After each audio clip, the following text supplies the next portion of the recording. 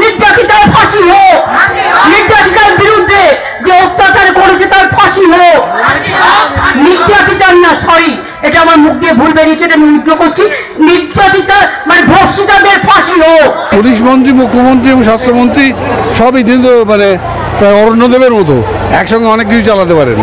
সরকার প্রচুর ভুলভ্রান্তি করছেন, মিডিয়াদের অনেক ধন্যবাদ যে তারা এমন এমন জিনিস খুঁজে বার করছেন। এবং শুধু তাই নয়, 14 তারিখে বাংলার মহিলারা, বাঙালি মহিলারা সারা ভারতবর্ষে নয় সারা পৃথিবীতে রিক্লেম দ্য নাইট করেছিলেন।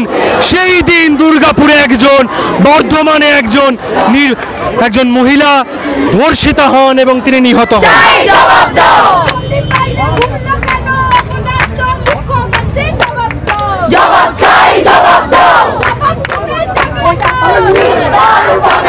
মমতা ব্যানার্জি, আমাদের মাননীয় মুখ্যমন্ত্রী, তিনি এতটাই নির্বাক হয়ে গেছেন।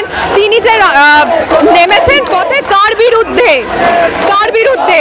মুখ্যমন্ত্রী মমতা ব্যানার্জি, হোম মিনিস্টার মমতা ব্যানার্জির বিরুদ্ধে দাঁড়িয়ে গেছেন। আজকে দাঁড়িয়ে সেখানে নাট্যকর্মীদের দাঁড়াতে হচ্ছে। নাট্যকর্মীদের কাজটা কিন্তু মঞ্চে, পথে নয়। পথে যাদের কাজ পুলিশদের, তারা ক্রমাগত প্রমাণ লোপাটের চেষ্টা করছে।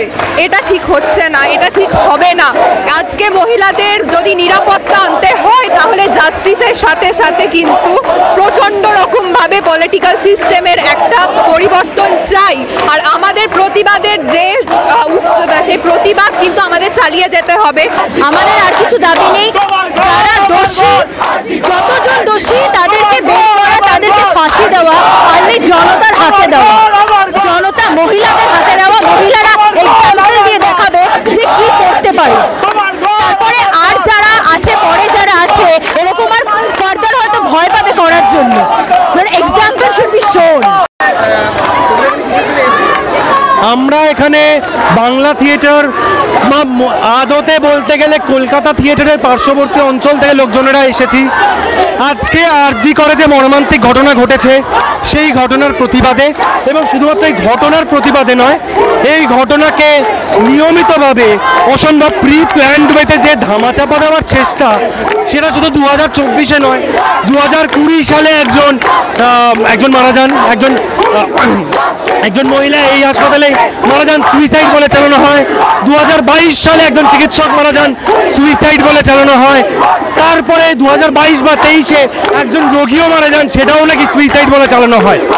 এই অবস্থায় দাঁড়িয়ে এরকম একটা অরাজকতা কলকাতার বুকে চলছে, যেইটা আমাদের এই অঞ্চলের, ভারতবর্ষের এই বেল্টের একমাত্র মেট্রোপলিটনে কি করে চলছে আমরা জানি না। একজন প্রিন্সিপালকে বদলি করার দুদিন পরে তিনি আবার কি করে একই জায়গায় একাধিকবার বহাল থাকতে পারেন, এই ম্যাজিকটা আমরা জানি না। এই ম্যাজিকের প্রতি আমাদের প্রতিবাদ। এবং শুধু তাই নয়, 14 তারিখে বাংলার মহিলারা, বাঙালি মহিলারা সারা ভারতবর্ষে নয় সারা পৃথিবীতে রিক্লেম দ্য নাইট করেছিলেন।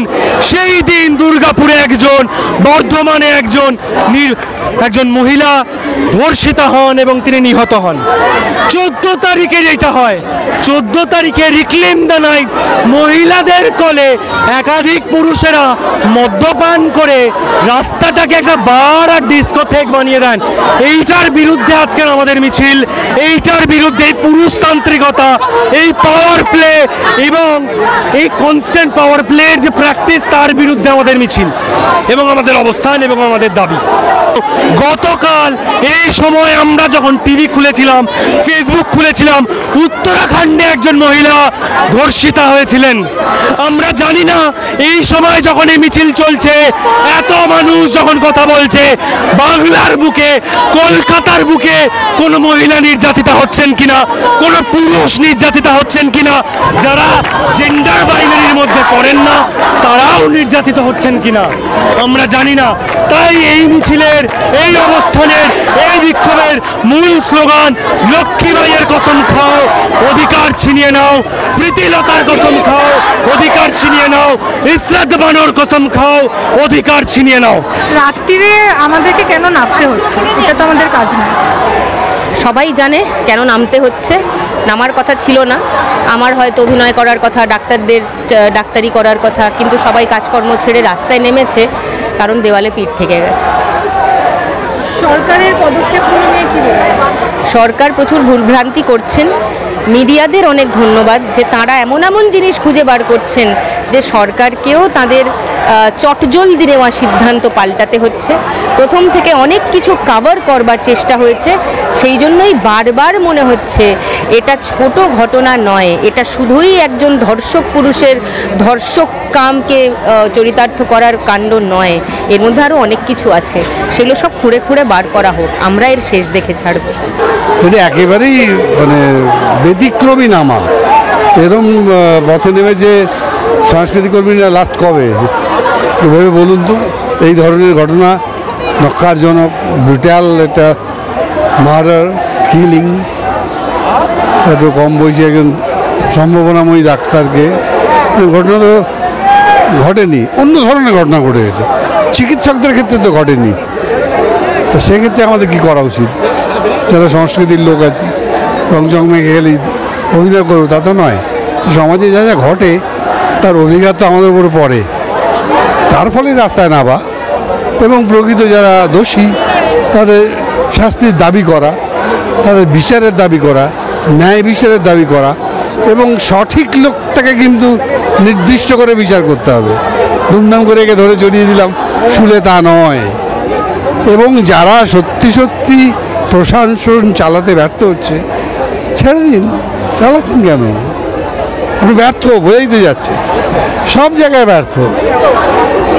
গোটা পশ্চিমবঙ্গ 50 বছর পিছিয়ে যাচ্ছে গেল। এবং মেডিকেল শিক্ষার তো চিকিৎসকরা নিজেরাই বলছে, আমরা আর কি বলবো। তো সেই জন্যই হ্যাঁ,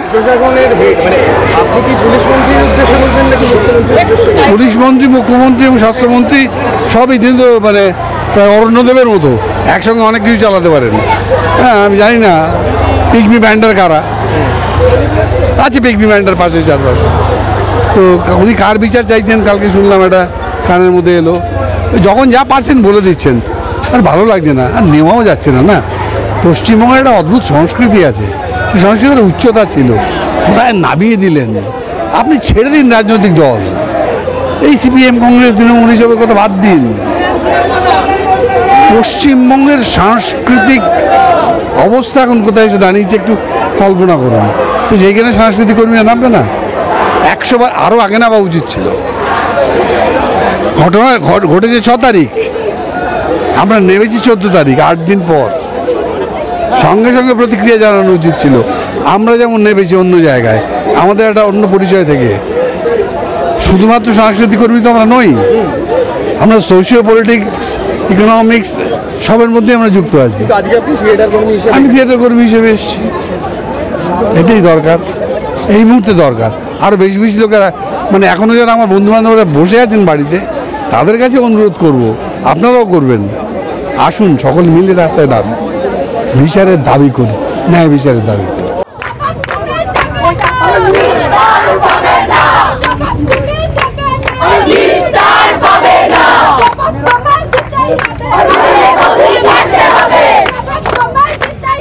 নইলে